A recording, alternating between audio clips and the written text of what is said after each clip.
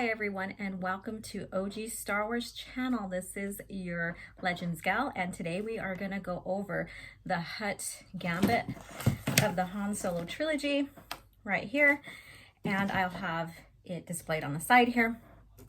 So in the beginning of the book, we discover that Han Solo, he's probably about the age 24. He had spent like 5 years in the Imperial Navy, and he was discharged for rescuing a Wookiee from being blasted. And that Wookiee we know is Chewie. So he gets discharged and also gets blacklisted as a pilot. So I'm going to go ahead and share this clip of Han and Chewie and how Chewie declares his life debt to Han. So enjoy. Languages. No, it wasn't the aliens around him. It was the alien beside him. Han took a swig of his ale, grimaced at the sour taste, then glanced sidelong at the cause of all of his troubles. The huge, hairy being gazed back at him with concerned blue eyes. Han sighed heavily. If only he'd go home. But the Wookiee, Chew something, utterly refused to go home to Kashyyyk, despite Han's repeated urging. The alien claimed he owed something called a life debt to former Imperial Lieutenant Han Solo. Han raised his glass in a slightly unsteady hand and gulped the sour ale. He put the empty tankard down and glanced around the bar for the server. Need another drink. One more and I'll feel much better. Just one more. The Wookiee moaned quietly. Han's scowl deepened. Keep your opinions to yourself, hairball, he snarled. I'll know when I've had enough. I need you like I need a blaster burn on my butt.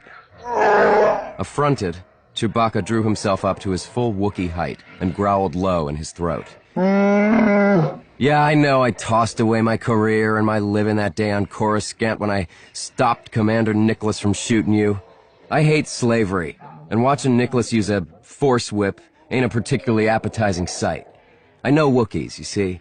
When I was growing up, a Wookiee was my best friend. I couldn't just stand there and watch him blast you. Don't go trying to make me out as some kind of hero, Chewie. I don't need a partner, and I don't want a friend. My name says it all, pal. Solo. Chewie stared at Han for a long moment, then he snorted disdainfully, turned, and strode out of the bar. Han wondered disinterestedly if he'd actually managed to convince the big hairy oaf to leave.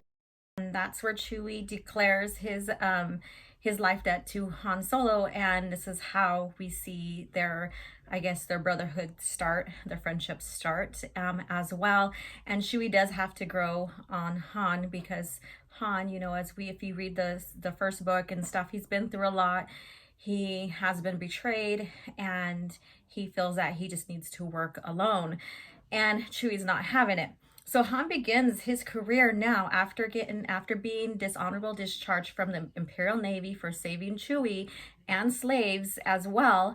He begins his career as a smuggler and a pilot, and Mako Spence hires Han to help him pilot, and this is where we get him learning how to navigate the Kessel Run and you know, going through the mall and all the, you know, asteroids and everything that's in that area. This is where we get Han starts to gain knowledge of the Kessel Run. And so I think it's very interesting to see this development up to his run in 12 parsecs, so his record in 12 parsecs when he announces it in A New Hope. So I thought that was interesting. Also, because of this, he catches the eye of Jabba the Hutt. And what's interesting about this book is that it's called Hutt Gambit. It's very Hutt heavy with their stories, as well as crime lords or outlaws, whatever you want to, you know, as and so we learn in here that they also bribe, you know, one of the Imperial moths, and so I'll get into that a little bit more as we go along. So Han still has a bounty on him from Terra Winza, from the Elysian Gateway, and the Hutts find out about that. So they hire Boba Fett to not go after Han afterwards, or actually not kill him or go after him or kill him until they need him to. So we do see in this clip coming up, though, we do see that Boba Fett does pursue him, and he does stun him with a stun dart, and lo and behold, Lando Calrissian saves Han Solo. And so this is their very first interaction that I'm going to share a clip with. And so from this save, the reason why Han Solo is saved by Lando is because he's looking for him and he wants his services. And so here's a clip. So enjoy this clip here and we will expand on it some more. So, tell me, Han said, how did you find me? And why were you looking for me? Well, I've actually seen you a time or two before, Lando admitted. You were pointed out to me in a couple of night spots as a fair sabak player, a good smuggler, and an excellent pilot. Han tried, without much success, to look suitably modest. I don't recall seeing you, Lando, but I didn't have any reason to remember, I guess. So, okay, you knew what I looked like. What happened this morning? Well, last night I went by your place to talk to you, and your friend told me that he didn't think you'd be home that night. Lando gave Han a knowing smile. But he told me you'd probably be staying with a friend at the Chance Castle. When I got there, I saw you on the street, ahead of me.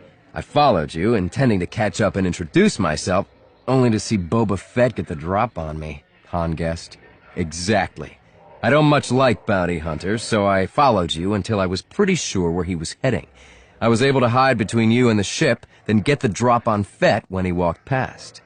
Han nodded. I'm real glad you did, pal. So why were you looking for me in the first place? I was playing sabak over on Bespin a week or so ago, and one of the players threw in a marker for his ship. High-stakes game, it was. And you won the ship, Han guessed. That's right. So I want you to teach me to fly. Okay, Han said. I can do that. When do you want to start? Lando shrugged. How about now? Han and Lando walked across the wind-swept surface of the platform through ranks of parked vessels until Lando stopped and pointed. There it is, the Millennium Falcon.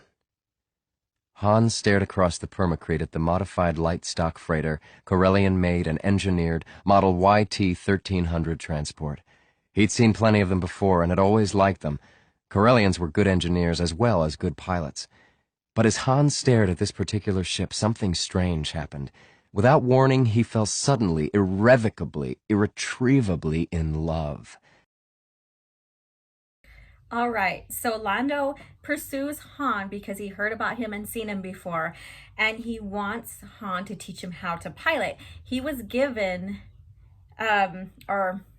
he won the Millennium Falcon, and he introduces it to Han. So when Han first sees it, after they talk, after this clip, and it reveals how they met and how he hired Han. So when he first sees the Millennium Falcon, he just like falls in love. So we see this arc of how Han was interested in the Millennium Falcon, and then later how Han obtains the Millennium Falcon, and how Lando is very hurt about it as well, because they both love this ship, but basically Han falls in love with her, and it's very interesting how this story develops. And when you go into Empire Strikes Back, you kind of understand a little bit more now what the little banter is about. And then when you read more into the EU, they still have that banter. So it's very interesting to see their friendship and their banter between this ship and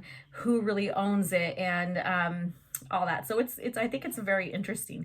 And so this book, I say, is very, very interesting. I like it because we get to expand a little bit more on the Hutts and Han's story with Lando, and even with Bria. He does find out that she is working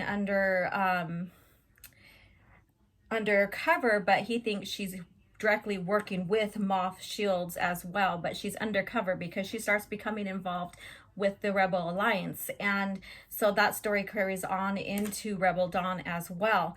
So thank you so much for watching this video. I hope you do pick up this book and pick up the Han Solo Trilogy, and meet me Thursday morning for coffee chat. We're going to expand more on the Hutt Gambit and on Han Solo's, life and his, like his relationship with Lando Calrissian and Chewie and all that. And then we'll also expand a little bit more on Wookiee culture. I think it's a very smart thing to talk about in coffee chat as well, is the Wookiee culture, since we, are learning more about the life debt and Wookiees kind of in this as well, with between Han and Chewie's relationship.